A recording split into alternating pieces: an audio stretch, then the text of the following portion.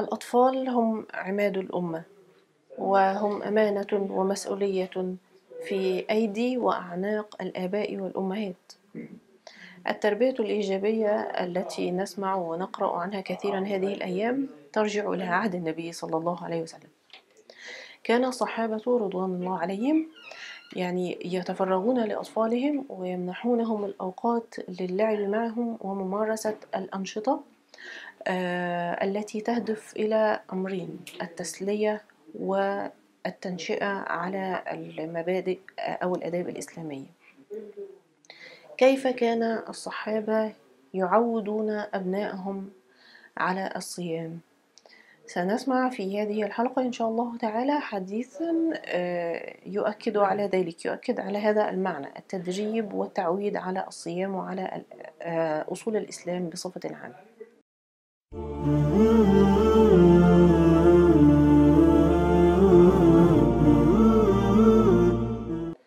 بسم الله الرحمن الرحيم. الحمد لله رب العالمين، والصلاة والسلام على سيدنا محمد وعلى آله وصحبه أجمعين. روى البخاري ومسلم عن الربيع بنت معوذ رضي الله عنهما. الربيع بنت معوذ هي صحابية جليلة، وأبوها أيضا صحابي كان من أهل بدر. قالت إنهم كانوا يصومون ويصومون صبيانهم ويجعلون لهم اللعبة من العهن، فإذا بكى أحدهم على الطعام أعطوه إياها. في هذا الأثر أو في هذا الحديث هو يسلط الضوء على أسلوب الصحابة رضوان الله عليهم في عهد النبي صلى الله عليه وسلم في التربية.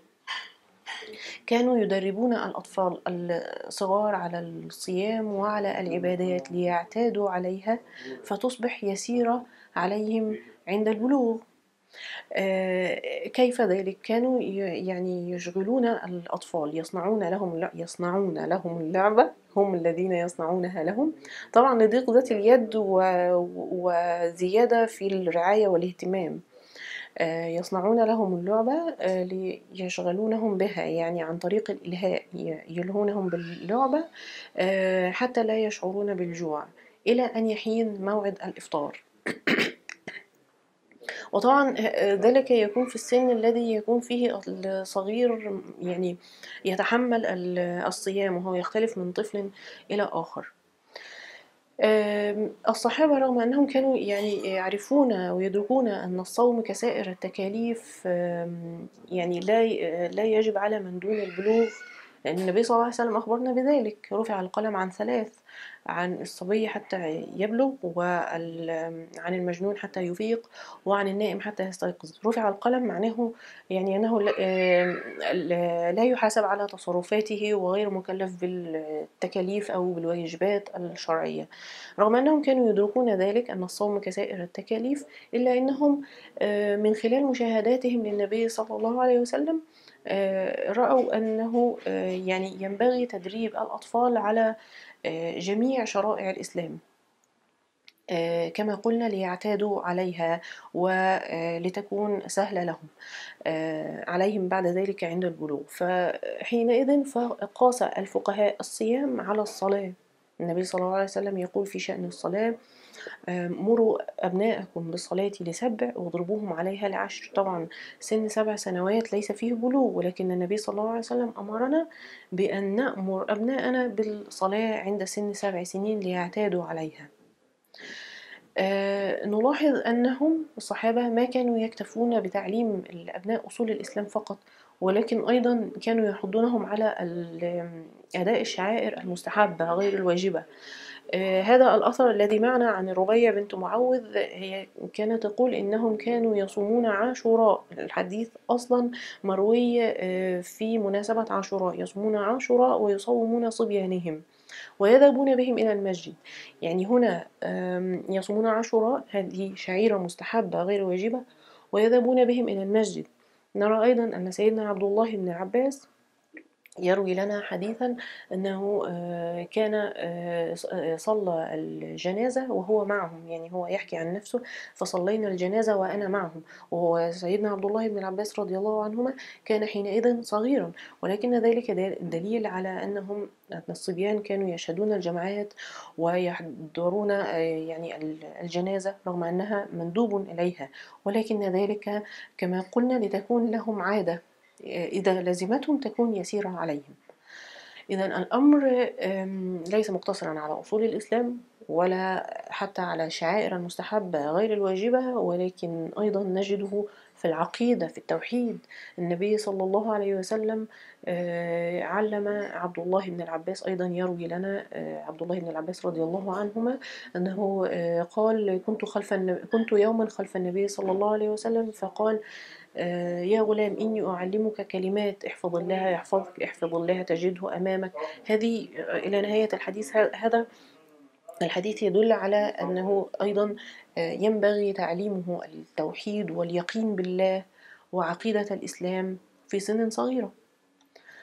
أصول الإسلام: الشعائر المستحبة غير الواجبة، العقيدة والتوحيد، وكذلك الآداب الشرعية، لأنهم إذا عودوا يتأثروا. الصغار يعني الصغير أكثر من يتأثر، يعني كما يقول كما السفنجة، يعني زي السفنجة يمتص ويشرب ممن حوله، فهو يتأثر جدا. الطفل الصغير يتأثر جدا بمن حوله وبما يقال له وبالخلق والتصرفات في من حوله.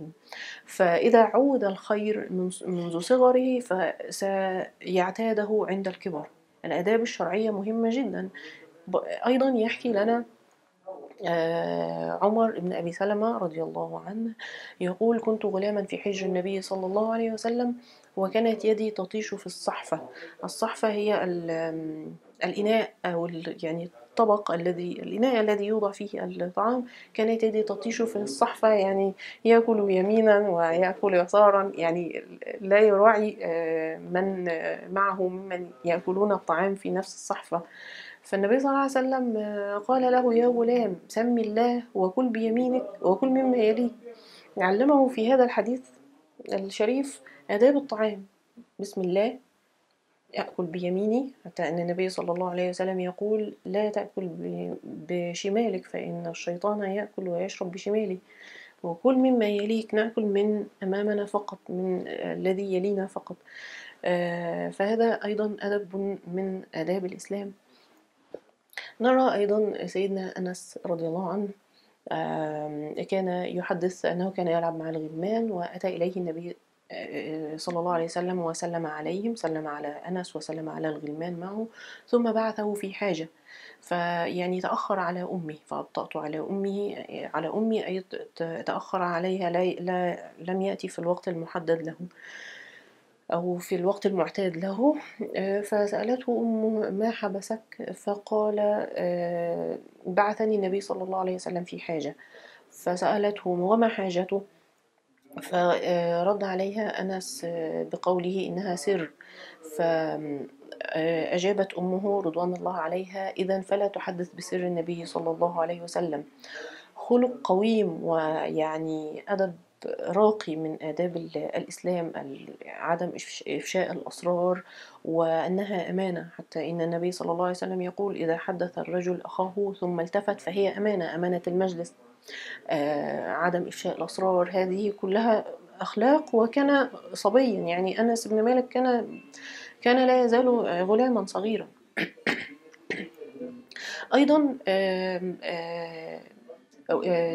الصحابي رافع بن عمرو يحكي لنا يقول: كنت وأنا غلام أرمي نخل الأنصار، فأتي بي إلى النبي صلى الله عليه وسلم، فسأله النبي صلى الله عليه وسلم: يا غلام لم ترمي النخل؟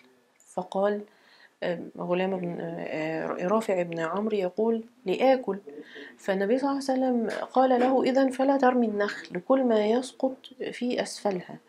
ثم مسح بيده الشريفة على رأسه، رأس رافع، ودعا له النبي صلى الله عليه وسلم، قال: اللهم أشبع بطنه.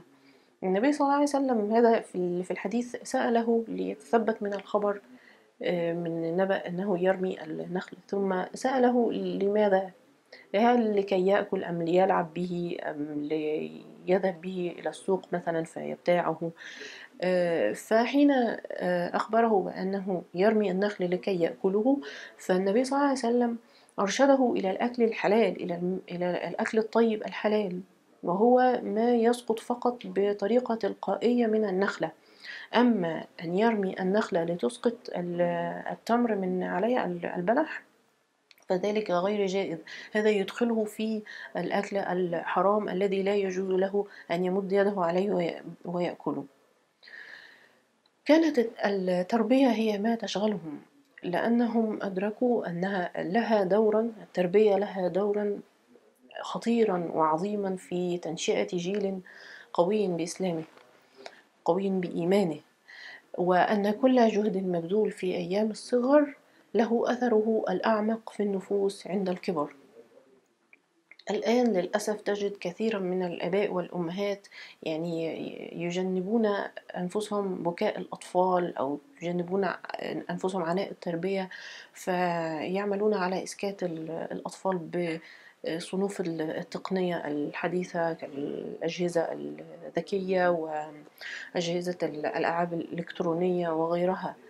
وهذه في الحقيقة طامة كبرى، لأنها بالإضافة إلى تأثيرها الخطير، تأثير سلبي على صحة الدماغ وعلى الجهاز العصبي وغيره للطفل، فهي أيضا تعمل على تدمير الأخلاق والقيم الإسلامية.